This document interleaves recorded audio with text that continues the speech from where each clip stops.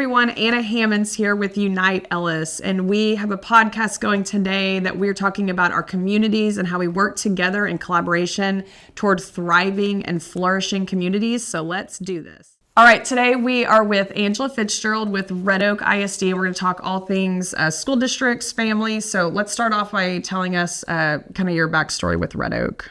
Okay, so I actually went to Red Oak and I graduated from Red Oak. I went there 7th through 12th grade. And then I've been in education for this is my 25th year. And so I taught in another district for a couple of years. And then It's crazy. Then I taught in Red Oak and then was a school counselor in Red Oak for 19 years. And now I'm the director of counseling and family services. That's awesome. So I want to kind of hone in on the family services part first. So Yes. What does that look like? Like what's your on the daily look like as far as interacting with families and the services part of it? Right. So on the daily, it's very reactive and different.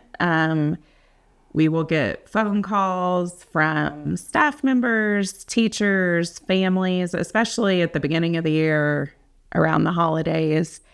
And so it's not a set in stone thing. It's just very reactive to help families with anything that they might need. Yeah. And of course, this is not necessarily even Red Oak specific. I know counselors and those in your roles all across every district are, there's someone interacting with the families like you do. So what are some of the top needs or what are some of the consistent things you see throughout the year? I would think the most consistent, besides like backpacks and school supplies, that's kind of ongoing throughout the year, especially Red Oak has clear backpacks. So that's usually a need. Shoes, clothing, lately gas cards, grocery cards, coats. Those are the things that we kind of see consistently. There is a lot of need for rent help. That's not something that the district can help with as much, but there is a huge need for that in the last couple of years. And the rest of it, is it just like you're talking about the reactive part, like any crisis going on, like y'all are in it, you're in the middle of it, right? Any crisis, the family has a death in the family, whether it's a student or a family member, if the staff has a death, if there's a house fire, anything like that, they just let us know and we see how we can assist.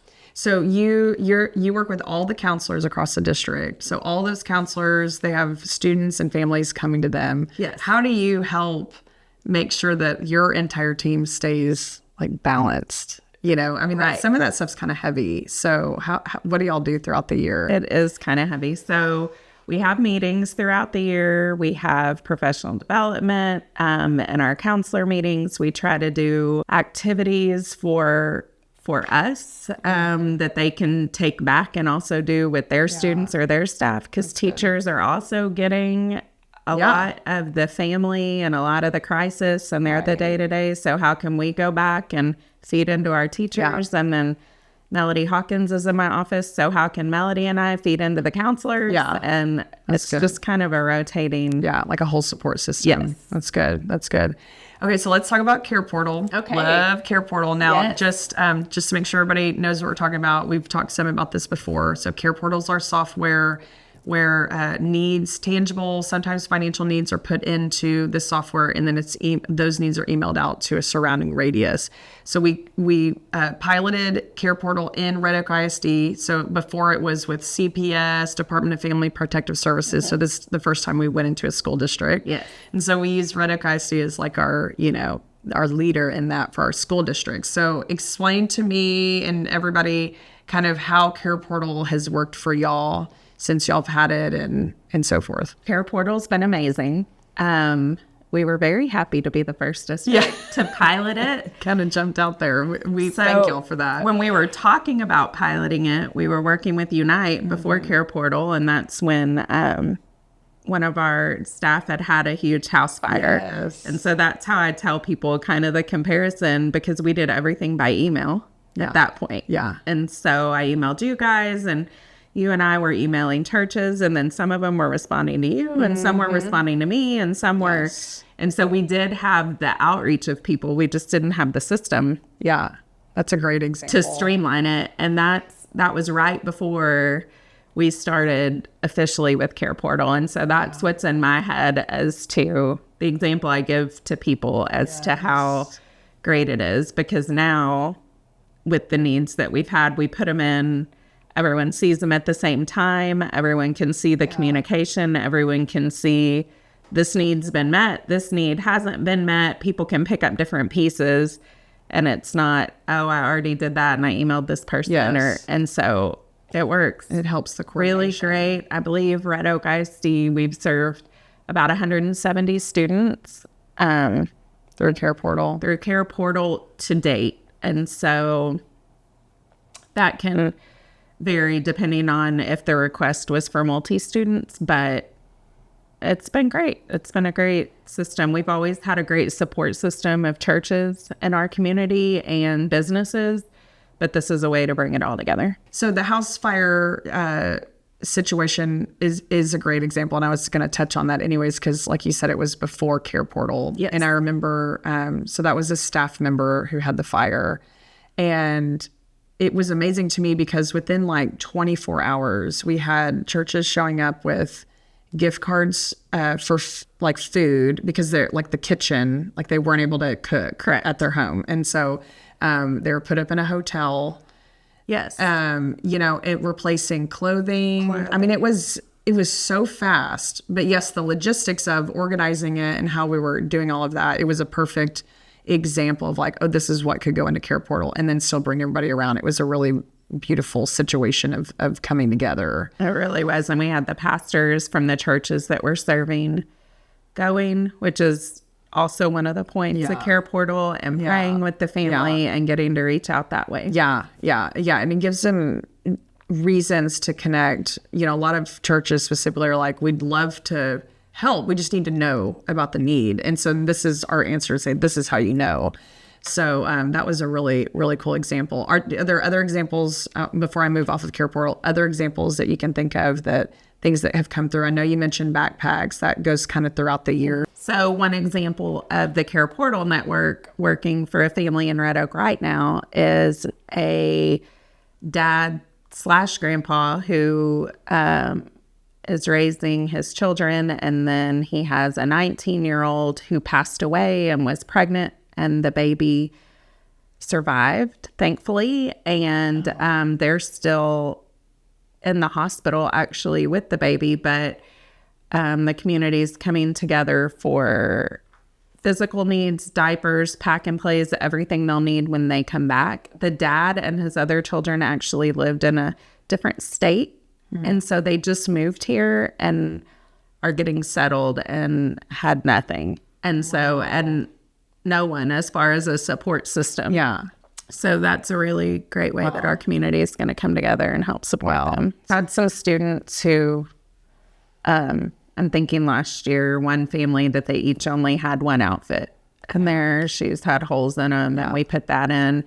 And then we had another staff member who also had students in Red Oak ISD that we needed to assist. And that one was neat. Not only did Care Portal assist with gas and groceries, but they also were able to connect, which is the point, the overall point. I know of Care Portal, and the church member came up and met and invited them to church. And so I'm not sure how that all turned out, but I do know that she was also looking for a church home. And so the kids were invited to some youth activities, and So cool. and so there could be continual support after that very original grocery and gas. Right. There was a continual emotional and physical support. That's a great point because we talk a lot about relational poverty. So, I mean, even outside of just the spiritual part of, like going to church and everything, like it may be about the house fire, it may be about the clothing, it may be about the food right at the beginning. Yes. But the long term, like ultimately the long-term goal is to make sure someone's thriving and flourishing in all areas. So mental, physical health, relational health, vocational, financial, spiritual. So being able to have the opportunity to meet with people and then be like, okay, we got this like crisis situation figured out. Now what's the long term? Right. I mean, to me, there's like, that is the point of it. Yes. Is to walk long term with them. So I love that. Okay, so let's, outside of Care Portal, I want to Okay. talk a little bit about just the general community supporting a school district in general. Okay. So a couple of things that came to mind. I know we're doing mini pantries, so let's talk about that on y'all's campuses specifically, and then I'll talk a little bit about the county. But tell us about what that looks like for Red Oak. That's so exciting. So we're going to have a mini pantry on our middle school campus, our high school campus, and our alternative school. And we have one point counselor on each campus that'll be in contact with a Unite representative. And every 2 weeks, they'll be able to stock it with shelf-stable food, hygiene products, anything that kids might need where they can go just grab it and go, whether it's macaroni and cheese to have for dinner that night or over the weekend, or feminine products that girls need and don't have, or socks or anything. And so that's super exciting.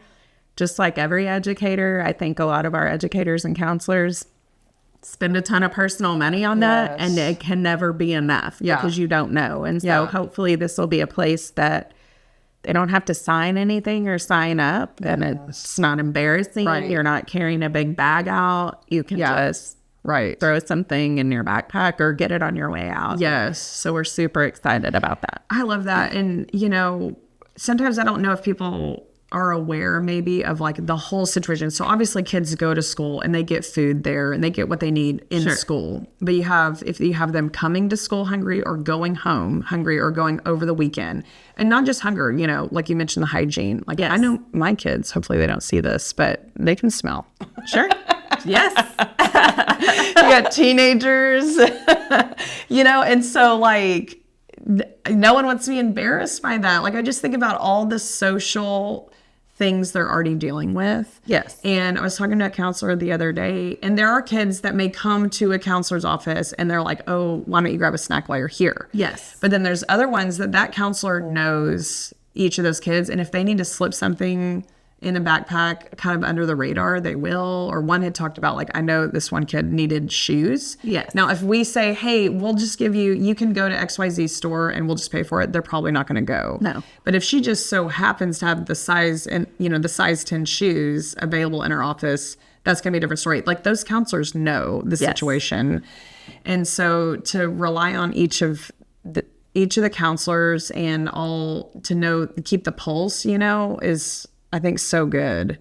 And it's really hard to ask for help, right? Absolutely. I mean, for adults, but for teenagers too. And kids. So to be able to have a place either to ask for help or even if they're too embarrassed to just go grab it is huge. Yeah, it's so good. We're super excited. So over the summer, y'all had some peanut butter situation. We've actually had a theme of peanut butter and jelly here recently. Oh, really? Yeah. So the peanut butter over the summer.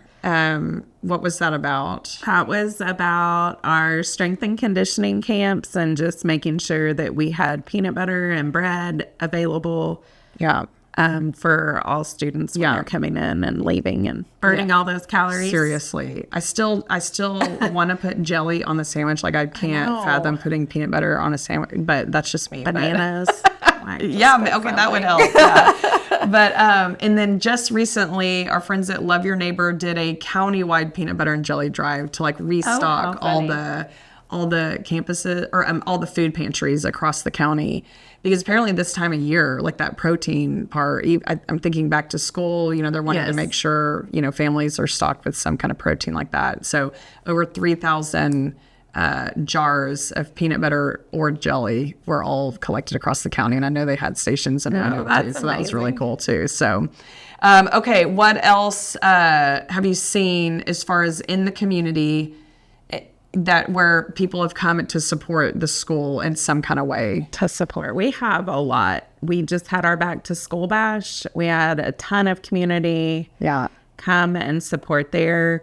We have, around the holidays, we have a ton of donations, and we do blessing bags for our families and students that need. We've had Keller Williams, they help around Thanksgiving. They also donated a ton of backpacks yesterday. That's awesome. And I hate to even say one business because we have a ton of businesses and churches that are just constantly giving and reaching out. We do a district-wide mobile food pantry once a month through North Texas Food Bank. And we have volunteers from Lions Clubs, students groups, fraternities that will come and help us hand out food. That's for anyone in the community once a month. And that, I think our community, I believe we're the first district to do that district-wide. Cool. Some schools do it. Yeah. But I think that our community really appreciates it, and they've come to rely on it. Yeah. This is the first year we extended it through the summer. Yeah, that's good. And it was good. That's awesome. And a couple of things that I want to point out that you mentioned. So we've talked about individuals helping, businesses helping, churches helping, like the cross-sector element. Obviously at Unite, we're big on that. There's opportunities for everyone. Yes. Whether you're working, not working, owner of a business, not, at a church, or not. So if someone is listening and they're like, I really want to help and get involved in my local school district, what would be either ideas, you've mentioned some already, but ideas or other ways that you can think of that in order to support students, families, and staff? Like, I don't want to leave out the school staff as well. I think that definitely if they have like a neighborhood campus, reaching out to the campus, because like in Red Oak, they can always reach out to our office, but also campuses just have needs for volunteers, or if you don't have time to volunteer for whatever you're wanting to help with. We have churches or businesses that have bought meals or dropped off meals, dropped off little things for teachers during testing. No one will turn down meals. No one turns down food. We can do meals all day long. Yes. So I think contacting a neighborhood school, contacting the family services or the counseling head. I mean, if you want to get involved, I don't know of really any schools or school districts that would be like, we don't need your help. Yeah, we're good. Yeah. No, I think that, come on. Well, and I'll do a plug for, obviously, through Unite and through like all the things that we have, like our goal is to have partners for every campus, all 67 campuses across the county. And so I have a list I'll just run through real quick of ideas. So as we talk to counselors and staff, I'm always like, okay, how can we help? What's your idea? Yes. And so I've been putting that together. So helping with extracurricular clubs. And some of this, there's going to be a little bit more pre-work or background checks or whatever, but tutoring, subbing. I don't know any district that's not needing subs. Mentors Care is on every high school campus in the county, so mentoring 1 hour a week. Having men present in the hallway, greeting, helping with the car lines, scholarships for staff for higher ed. Most districts are going to have an education foundation to help with. Resourcing for parents, prayer coverage, anything self-care related. I think of coffee all the time for like stocking, Stock the lounge. Yes, the lounge. Things. Yeah. Helping reading to kids, treat trolleys. It's always around food somehow. Apparently we're always about snacks and everything. I love what you said about greeting, because one of our elementary schools partnered with one of our retirement communities. Oh, that's a great And so they started coming in the mornings, and I don't know how many mornings they came, but they specifically were greeting elementary kids as they were coming in, and it was precious. That's the awesome. Kids loved it. The adults loved it. The parents loved it. Yes, it was amazing. That's so good. Yes. Like as a parent of 4 kids, like half the mornings throughout the year, like at the beginning of the year, it's all exciting. Half the morning you're just like shoving the kid out the door, like hoping you started the day off well. Right. And so to be greeted like that, like everybody, it just helps everybody. That's so good. One recommendation I heard, and I was like, I have never thought of that. Obviously, you'd have to go through the process, but covering recess for teachers. Okay. Like if that's allowed in whatever that district is, so that teacher can go and have a little bit more extra time in their room. Helping with work days, coming in and, cutting the lamination, what is that called? Laminated, or cutting out all the circle. That's obviously going to be more elementary. but handwritten notes, K-cups at the coffee bar, school supplies throughout the year. I'm big on this one. I would love to be able to do this throughout the year, but we get halfway through the year and how many Clorox wipes and pencils, all the stuff that people are needing replenished, and then car line duty and things like that. So a lot of different ideas on someone getting involved, and I think we can all find some way to get involved. So yes, absolutely. Okay, so just a reminder to everyone, there are plenty of ways to reach out, support your school district. We'll put some information on how to get engaged through Unite to do just that, to support school districts like Red Oak. We have 11 school districts across the county that we're trying to support. All right, so there's a lot of ways that people in the community, through your church, through your business as an individual, can support our school districts. We'll leave some information there about Unite and how you can get involved through the Unite network. Overall, happy back to school to our teachers, our staff, our students, and our families, and we will see you next time.